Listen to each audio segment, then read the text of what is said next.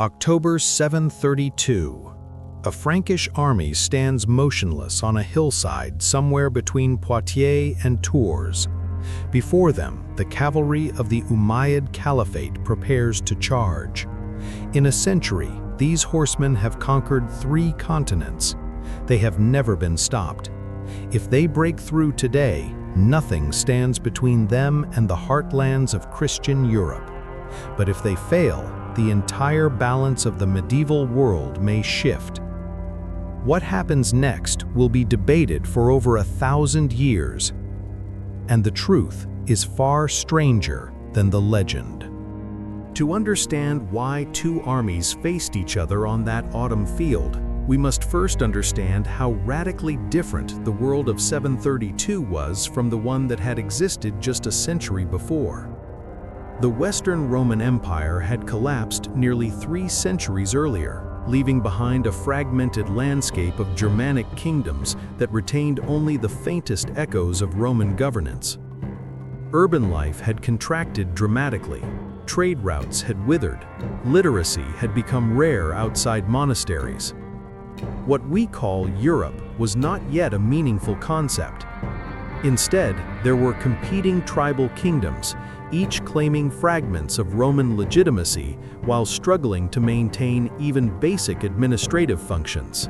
Meanwhile, the Eastern Mediterranean had witnessed an extraordinary transformation. The Byzantine and Sasanian Persian empires had fought a catastrophic war in the early 7th century, exhausting both powers. Into this vacuum emerged the armies of Islam, united by a new monotheistic faith and led by commanders of exceptional ability. Within 30 years of the Prophet Muhammad's death in 632, Arab forces had conquered Syria, Palestine, Egypt, Mesopotamia, and Persia.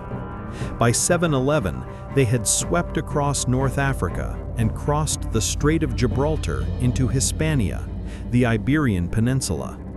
Within 7 years, virtually all of what we now call Spain and Portugal was under Umayyad control. This was not merely military conquest. The Umayyad Caliphate represented one of the most sophisticated civilizations of the age. While European urban centers decayed, Damascus and later Cordoba flourished as centers of learning. Islamic scholars preserved and expanded upon Greek and Roman knowledge. Advances in mathematics, astronomy, medicine, and philosophy emerged from this intellectual ferment. The empire stretched from the Atlantic Ocean to the borders of India, governing a multi-ethnic, multi-religious population with a level of administrative sophistication that dwarfed anything in contemporary Western Europe. By the 720s, Umayyad governors in Al-Andalus, as Muslim Hispania was known, began launching expeditions across the Pyrenees into southern Gaul. These were not random raids by isolated warbands. They were organized military operations, carefully planned to probe defenses, gather intelligence, and seize portable wealth. The primary target was the Duchy of Aquitaine, a semi-independent realm that owed nominal allegiance to the Frankish kings but operated with considerable autonomy under Duke Odo. In 721, Duke Odo achieved a significant victory at the Battle of Toulouse, defeating and killing the Umayyad commander Al-Sam ibn Malik. This success temporarily checked Islamic expansion into Gaul and bolstered Odo's prestige. But it was only a temporary reprieve. The Umayyad governors of Al-Andalus had not abandoned their ambitions. They were simply waiting for the right moment and the right commander. That commander was Abd al-Rahman al-Ghafiqi, an experienced military leader who became governor of Al-Andalus around 730. In the spring of 732, he assembled a formidable army. Medieval Christian chroniclers, writing decades or centuries after the event with limited reliable information and considerable bias, claimed the army numbered in the hundreds of thousands. Modern historians, analyzing logistical constraints and comparing with better documented campaigns, estimate the force at between 10,000 and perhaps 30,000 men. This was a mobile army, heavy on cavalry, designed for rapid movement and the ability to sustain itself through foraging and plunder. Abd el-Rahman's objectives remain debated among scholars. Some argue he intended permanent conquest. Others, examining the expedition's composition and behavior, suggest it was primarily a large-scale raid targeting wealthy monasteries and churches. The richest prize in the region was the monastery of Saint Martin at Tours, one of the wealthiest religious sites in Western Europe, famous for its golden reliquary and treasure accumulated over centuries. Whether Abd el-Rahman intended to occupy Tours or merely plunder it and withdraw, we cannot say with certainty. What is clear is that his army crossed the Pyrenees with devastating purpose. The campaign began with extraordinary success. Aquitaine was ravaged. Duke Odo's army was shattered at the Battle of Bordeaux. The city itself was sacked. Odo barely escaped with his life, fleeing north in desperation. With Aquitaine collapsing and the Umayyad army advancing along the Roman roads toward Tours, panic spread through the Frankish territories. If Tours fell, Paris would be exposed. And beyond Paris, there seemed to be no organized force capable of mounting resistance. But Odo, in his desperation, turned to a man he had previously fought against, Charles, the mayor of the palace of the Frankish kingdom. This requires explanation because Charles was not a king. The Merovingian dynasty still nominally ruled the Franks, but by the 8th century, the Merovingian monarchs had become powerless figureheads, later called the Do-Nothing Kings. Real power rested with the mayors of the palace, chief administrators who had gradually usurped royal authority. Charles had spent years consolidating this power through a combination of military skill, strategic marriages, and ruthless elimination of rivals. Charles had also undertaken significant military reforms. He had built a corps of professional warriors who fought on foot in disciplined formations, equipped with weapons and armor funded by the controversial redistribution of church lands. This created both a formidable military force and lasting resentment from ecclesiastical authorities, though later chroniclers would conveniently forget this when celebrating Charles as the savior of Christendom. When Odo arrived seeking aid, Charles recognized both opportunity and necessity. A Umayyad occupation of Tours would destabilize the entire Frankish realm. But defeating them would cement his own authority and humiliate his rival Odo. Charles assembled his army and marched south at remarkable speed, moving to intercept the Umayyad force before it could reach Tours. The exact location of the battle remains uncertain. Contemporary sources mention only that it occurred between Poitiers and Tours, likely along the old Roman road connecting the cities. Archaeological evidence has never definitively identified the battlefield. What we know is that Charles chose his ground with care. He positioned his forces on elevated, wooded terrain, forcing any cavalry charge to advance uphill over broken ground. This was tactically astute. Heavy cavalry required open, flat terrain to build momentum and shock. By choosing this position, Charles neutralized much of the Umayyad advantage. For 6 or possibly 7 days, the armies faced each other. This was not unusual in medieval warfare. Commanders were cautious, reluctant to risk everything in a single engagement without clear advantage. The Umayyad force, laden with plunder from their advance through Aquitaine, may have been reluctant to stake it all on a pitched battle against an enemy of uncertain strength. Charles, outnumbered and facing the most successful military force of his era, had every reason to wait for favorable conditions. But eventually, the battle began. The sources for what actually happened are frustratingly sparse and contradictory. The earliest account comes from the Mozarabic Chronicle of 754, written just 2 decades after the battle, which provides only a brief mention. Later Frankish chronicles, written with clear political and religious agendas, expand the narrative, but cannot be taken at face value. From these limited sources, we can reconstruct a general outline, though many details remain uncertain. Abdel-Rahman ordered his cavalry to charge the Frankish position. This was standard Umayyad tactics, rapid, mobile warfare that had proven devastatingly effective across 3 continents. But Charles's infantry held firm. They formed a dense shield wall, a tactic that required extraordinary discipline and courage. Medieval chroniclers described the Franks as standing immobile as a wall of ice, absorbing repeated cavalry charges. This is poetic exaggeration, but it captures something essential.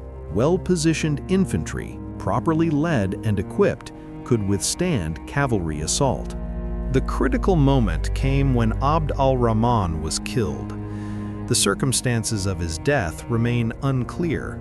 Some sources suggest he fell, leading a charge into the Frankish lines. Others hint at confusion in the Umayyad rear, possibly a Frankish counterattack or sortie against the camp where the army's plunder was kept. What matters is that his death broke the cohesion of the Umayyad army. Medieval Islamic armies, like most pre-modern forces, depended heavily on the presence and authority of their commander. Without Abd al-Rahman, and with darkness falling, the Umayyad forces withdrew to their fortified camp. Charles expected a renewed assault the next morning. Instead, he found the camp abandoned. The army had retreated during the night, taking their dead commander and their remaining plunder, withdrawing back toward the Pyrenees. Charles did not pursue. He had achieved his objective.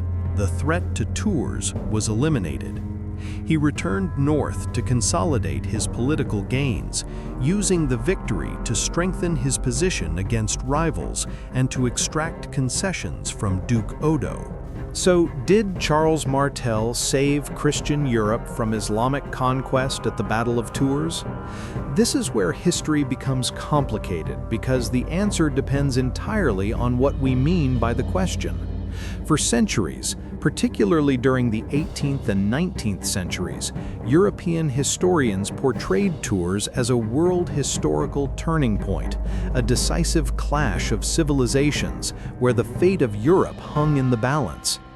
Edward Gibbon, in his monumental Decline and Fall of the Roman Empire, famously speculated that without Charles's victory, the Quran might be taught in the schools of Oxford.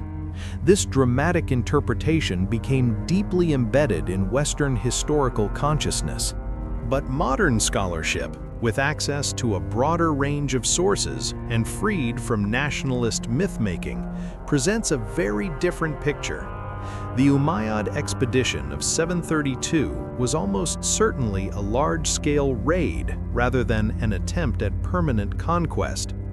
The logistical challenges of occupying and governing territories so far from the Caliphate's core lands were immense. The Umayyads had no Atlantic fleet, no supply lines capable of sustaining permanent occupation of northern Gaul, and no clear strategic interest in holding these relatively poor and cold territories when they had far wealthier and more strategically vital frontiers facing Byzantium and in Central Asia. Even in Hispania, which they did control for centuries, the Umayyads faced constant challenges. Distance from Damascus created governance problems.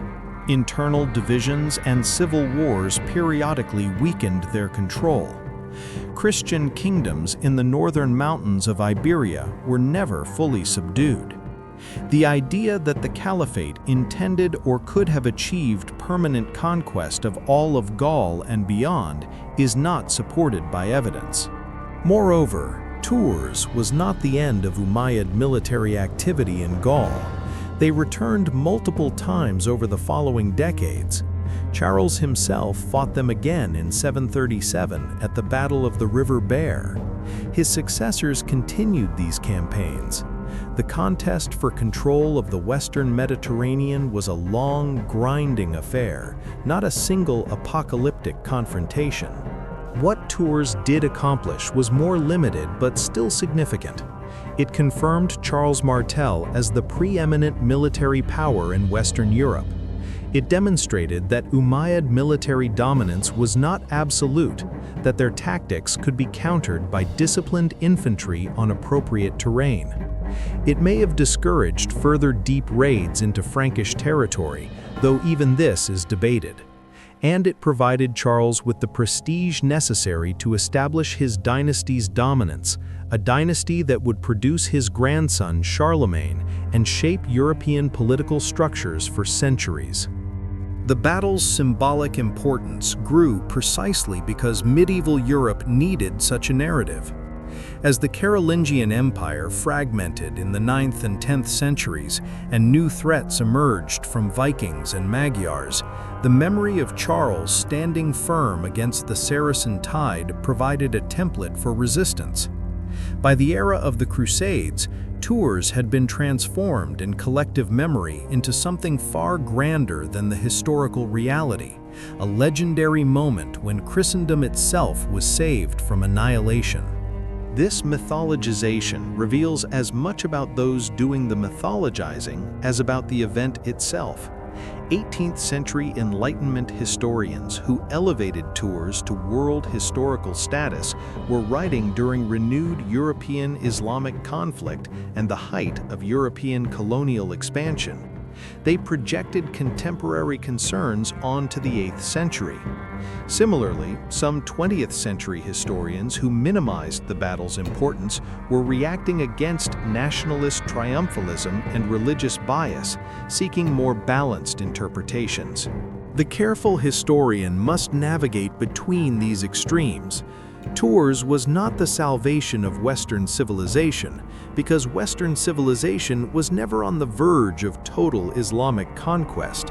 The Umayyad Caliphate had neither the intention nor the capacity to occupy and govern all of Europe. But Tours was also not an insignificant skirmish. Battles matter. They shape political trajectories, establish reputations, shift balances of power. Had Charles lost, had his army broken and fled, the political landscape of Francia would have been different. The Carolingian dynasty might never have achieved dominance. The psychological impact of unopposed Umayyad advance could have fragmented Frankish unity further. History rarely turns on single moments, but it does turn on accumulations of moments, on the slow building and erosion of power, on the reputations earned through victory and lost through defeat. Tours was one such moment. Not the singular turning point of civilizations, but a significant battle with real consequences that echoed through generations. Standing 14 centuries later, we can appreciate the battle for what it actually was, a well-executed defensive victory by a skilled commander, which halted a major raid, killed an important Umayyad general, and contributed to the rise of the Carolingian dynasty. The Islamic Caliphate continued to flourish for centuries, producing extraordinary achievements in science, literature, architecture, and philosophy. The Carolingian Empire rose, consolidated much of Western Europe, and then fragmented. The borders and identities they contested shifted endlessly across the centuries. But on that October field near Tours, two armies met. One stood firm, the other withdrew. A commander died. A mayor of the palace secured his legacy. And history, as always, continued its unpredictable course. far more complex and interesting than any myth. If you value carefully researched history that challenges popular narratives and examines the evidence behind medieval legends, consider supporting Medieval Archive by liking this video and subscribing to the channel. We're committed to bringing you documentaries that respect both the power of the past and the complexity of historical truth.